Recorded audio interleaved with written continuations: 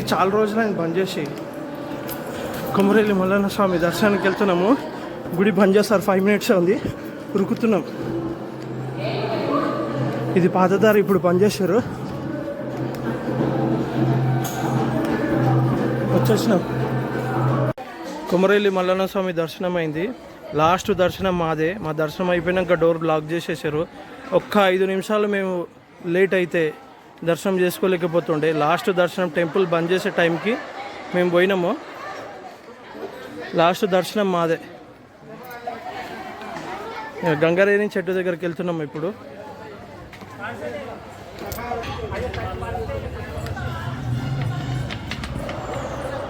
గంగారేణి చెట్టు దగ్గర ఉన్నాం మనము.